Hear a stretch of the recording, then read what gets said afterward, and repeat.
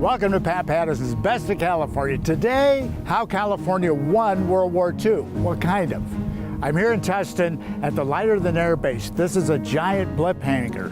We're going to show you Lake Norconian. We're going to go up to Camarillo and see our uniforms. We're going to go all over the place and see places that still remain that you can visit that show you the history of California in World War II. Let's get going.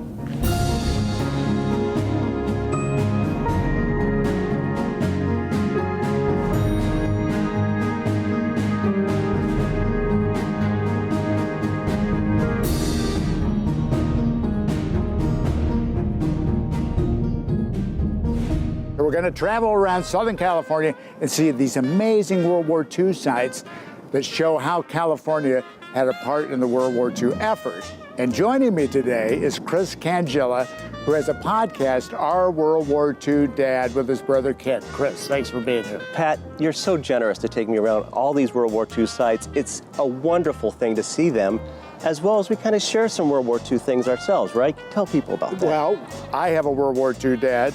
Chris has a World War II dad, and I think your podcast helped me get inspired to look at the history here in Southern California. Well, thanks for saying so. Yeah. You know, it's great that we have the opportunity to go look at all these things because, like you, I love history, and when my brother Ken decided to travel to Europe and retrace our dad's steps during the war, I knew that we had to put the story together visually. We dive into Dad's locations with then and now photos. We interview our then 91-year-old mother about the war effort at home, and we just talk about the things that we learned during the process.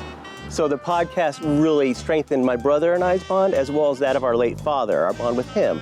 So it was just a wonderful thing, and I just can't wait for you to take us all around. Where are we now? So this is Tustin. This is the giant blimp hangar that I've known since I was a kid here in Tustin. It was a Lighter-Than-Air base. Blimps used to patrol the coast here. So the base was built in 1942 as the Santa Ana Naval Air Station. Most recently, it was called the Marine Corps Air Station, MCAS Tustin. It's where the blimps were housed that patrolled the coastline, keeping the West safe. The hangar is 17 stories high, over 1,000 feet long, and 300 feet wide. It is one of the largest wooden structures ever built, and I remember it as a kid as inspiring awe in me. The hangar has been featured in prominent television shows and films, including JAG, The X-Files, Austin Powers, Pearl Harbor, and Star Trek. So now we're going to go around and see all the other places here in Southern California. Can't wait. Let's get going. You bet. So Chris, I got to set this up for you. I mean, we are in the middle of paradise. Yeah. Oprah lives nearby. You got the Ritz-Carlton, one of the fanciest hotels in California, right here. But on February 23rd, 1942, this was the only attack on continental U.S. soil by the Japanese. Right here? Right here.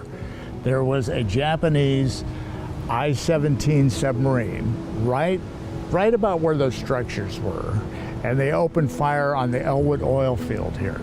They got a pump house, they got a derrick, and it was mayhem. The people at Goleta were up on their roofs trying to see the submarine, and you know, this wasn't that long after Pearl Harbor. A couple months. So they knew that something was coming, and here it came.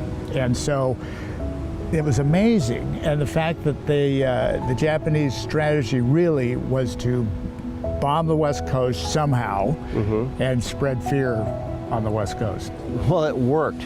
I read about the Battle of Los Angeles, and what I learned about the Battle of Los Angeles, it was I think it was a meteorological air balloon that was up in the air a day or so afterwards. Right. And people thought it could have been an attack, right? Because they were scared, and they thought they might be invaded. And so the anti-aircraft batteries started firing, and then this one did, and then that one did, and it became chaos. And they were scared. And of course, think about the time we had after 9/11 and how nervous we all were thinking that something was going to happen. And so everybody here was scared, and it turned out nothing happened. It was just a rumor. Wow. Yeah. Well, they had seen the headlines of this attack in the newspaper that day, and so I would be too. It makes perfect sense, doesn't it? Yeah. And then I read also that after the war, the United States discovered through Japanese, paperwork, that there was a planned attack on Christmas Eve 1941, so just 3 weeks after Pearl Harbor on San Diego Bay. And so they realized that attack, they were 20 miles off the coast of San Diego Bay, and they called it off. Japan called it off. Thank God they called it off. But how far is like 20 miles off the coast? That's like where most of the Channel Islands and Catalina is off our coast. You can see it. You can see it. You would have seen them. Yeah. Ah, so unbelievable that happened. Yeah. So there's not a lot about this attack here I on knew this nothing property, about it. It's crazy. But there's one little marker. Let me show it to you. I'd love to see it. This is the marker for the Japanese attack. One of the mementos of the attack. But I can show you a real memento of the attack, which is some of the debris from the derrick and the pump house. Actual debris. Amazing. So Chris, I told you about the debris. Yeah. It's in this building. This is Timbers Roadhouse. This building? They took some of the timbers from the derricks and the explosion, and they built this building. That's Is that incredible? Yeah, wow. And guess what? We can eat here too. Well, I like that part of it, of course. So the amazing thing about Timbers Roadhouse is if you look up into the rafters, you can still see burn marks from the Japanese attack. Tex Blankenship and his wife saved some of the derrick timbers and built this amazing, amazing restaurant. So check out Timbers Roadhouse when you're up here in the Goleta area, and thank you, Mr. and Mrs. Blankenship, for saving this part of World War II history. So Chris, what do you think? It is perfect. I cannot wait to dive into that. So this is the chicken club without bacon, so I don't know how clubby it is, but it looks really good. I'm trying to eat light. A little bit messy, but you can almost hear the crunch of it. That's the important part of the Timber Roadhouse experience, is messy. It's delicious. Perfect. Thank you, Roadhouse. So Pat, where are we now? So this is incredible. This is one of my favorite hidden gems here in Camarillo. It's the CAF SoCal Wing World War II Aviation Museum. These people all volunteer. They are keeping the legacy of World War II alive, which is what we're here to do. That's so great to hear. It's what we try to do, right? And keeping the stories alive. And is this the same place that you got up in that World War II trainer? I got into a Fairchild PT-19. They used to train new pilots with biplane aircraft, which are two wings, obviously, like the old wing walker planes. But this is a monoplane, single wing trainer. Speeds were higher in that plane for training pilots for combat aircraft, and the PT-19 truly lived up to its nickname, the Cradle of Heroes. What an incredible experience that must have been, just being up there in the air. I mean, they have all these vintage planes, these World War II planes here that you can kind of get up and close and personal with. That's so very cool. But we're here for another reason, right? Totally different reason. We are going to check out our uniforms of our two World War II dads. We're going to meet with Jack Luder, who is the uniform curator. He can solve the riddle of all the insignias, like the hieroglyphs. That's important. And you got your dad's uniform here, right? Yeah.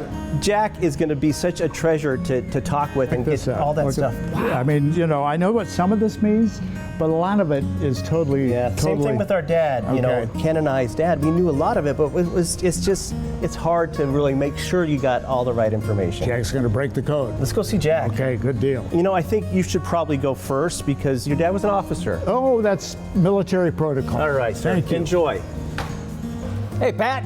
Jack. Welcome back. Oh my gosh, it's so good to be here. You had a lot of fun in that PT-19 last time. That was the best. That was the best. So here's my dad's uniform. Right. And it's a mystery to me. So I know a bit, but you are going to maybe hopefully fill in some blanks. I know 96th Infantry Deadeye Division, yes, I believe, right? Infantry Division, yes. Infantry Division. I know this is artillery. Field artillery. Well, now what does field artillery mean? Just means in the field as opposed to the coastal artillery. Gotcha. I know he's a captain. Right. Double bars. He was in until 53. He retired. Okay. But all of these have always been a mystery. So all right. What might you be able to tell me? Well, let's see. All right, this is the Good Conduct Medal right there. Okay. That is only awarded to enlisted men. That's for being a righteous dude, basically, Okay, and not so not goofing getting up. in trouble. Exactly. Not getting in But during trouble. peacetime, that would be 3 years. He'd have to wait for 3 years. I got you. Okay. This is the American defense. This means he was on active duty for Right. at least a year as of December 7, 1941. Oh, wow. Okay, There's so no- he's when most Way of the people pre-Pearl. came. Yeah, Right. okay.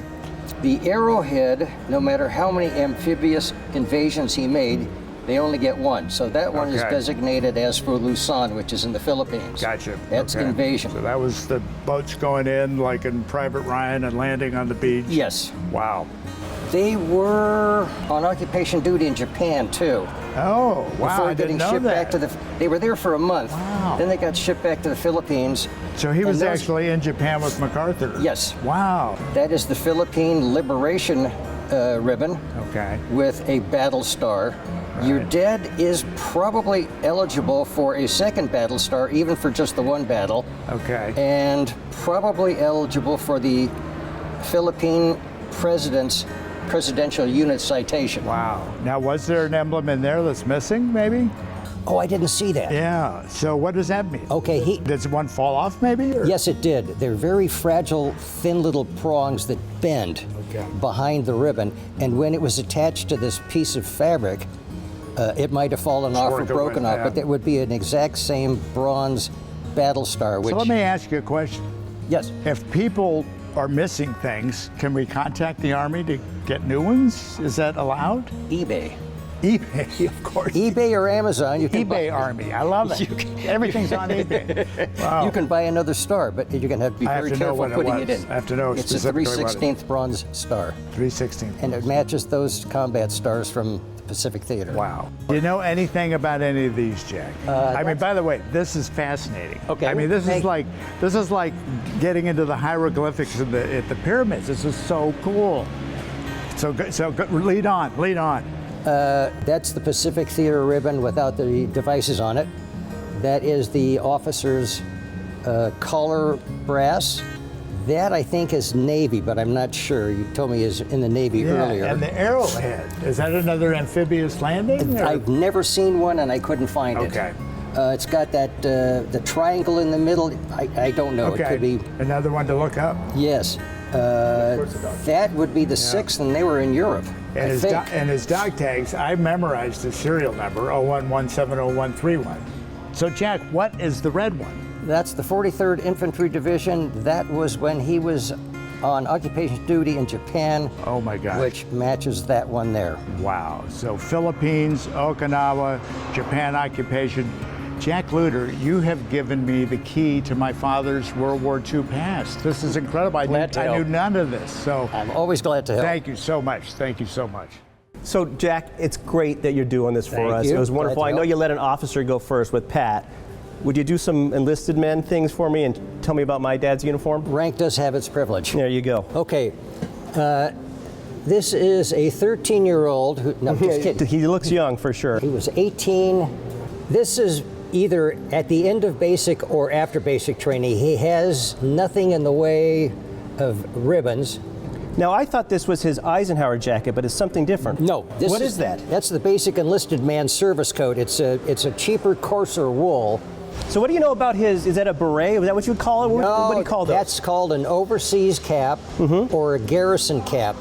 I'm going to guess that this picture is hand-tinted because your dad was not having color photographs taken in 1943. Yes, sir. So somebody hand-tinted that piping very nicely. This is the way...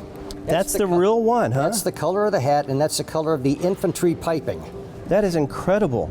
Enlisted men all wore the piping that matched the color of their specialty. Yellow for cavalry, red for artillery, Yes? blue for the infantry. Right. And his cap is probably this cut, maybe a little different. So, Jack, what are these? These are private first class chevrons. Your dad in that training picture wouldn't have any rank.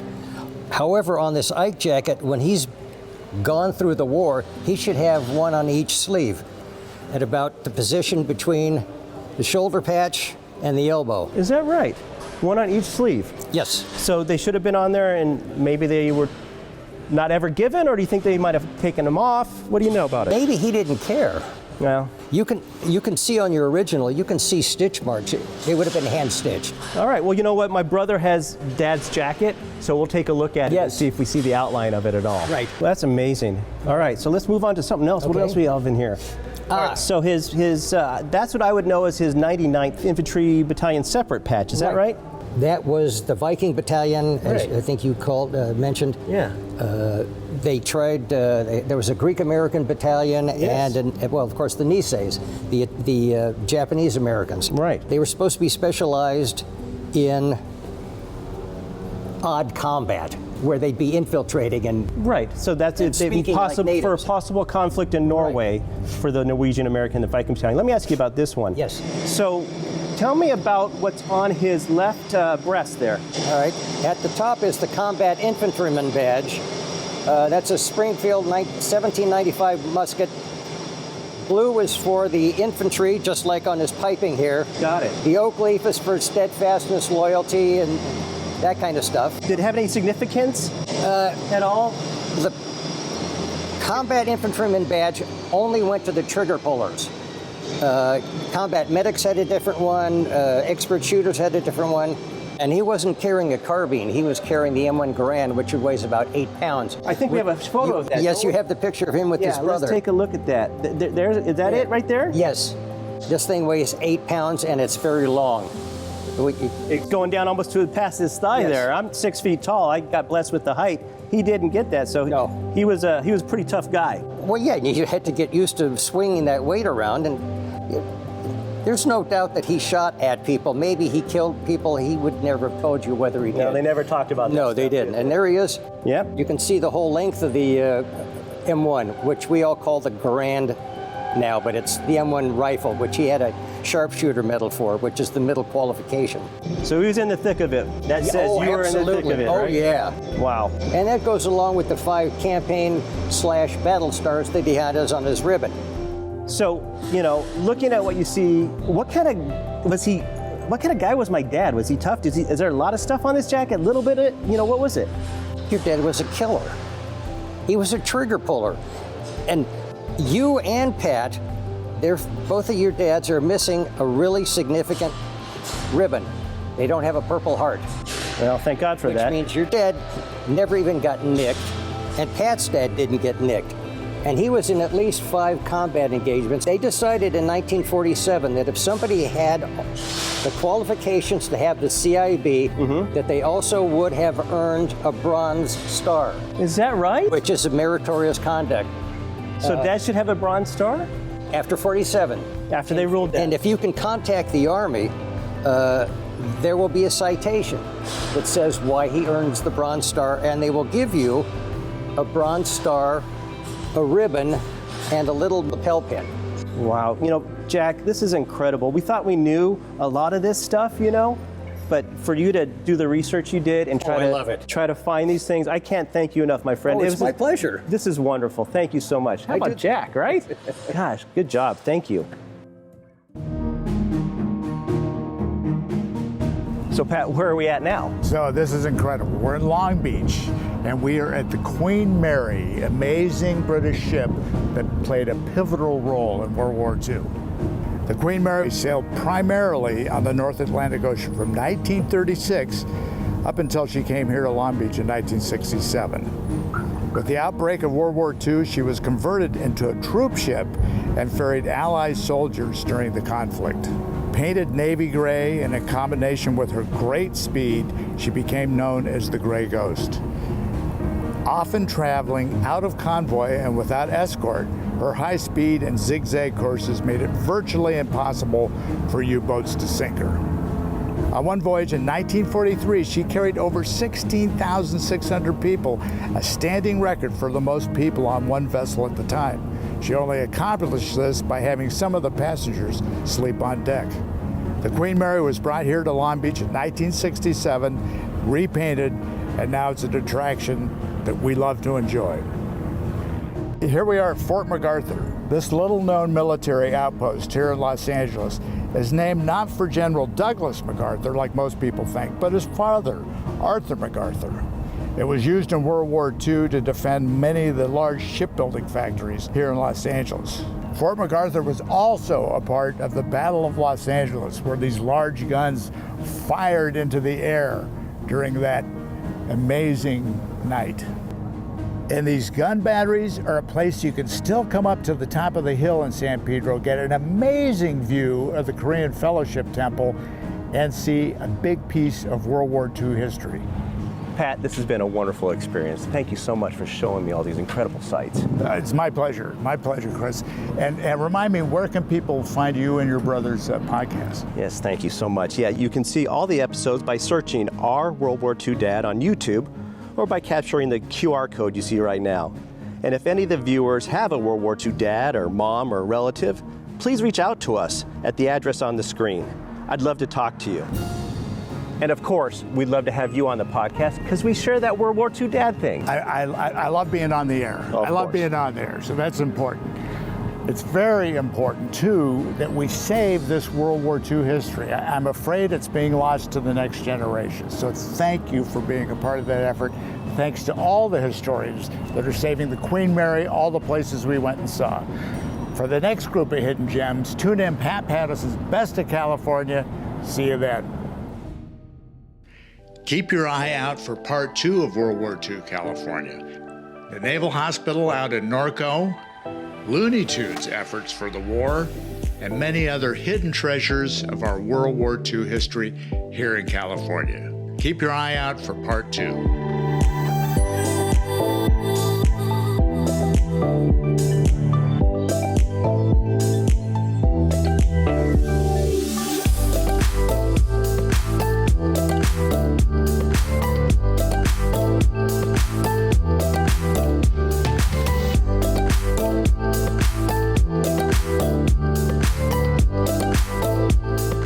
What's the best in your California city?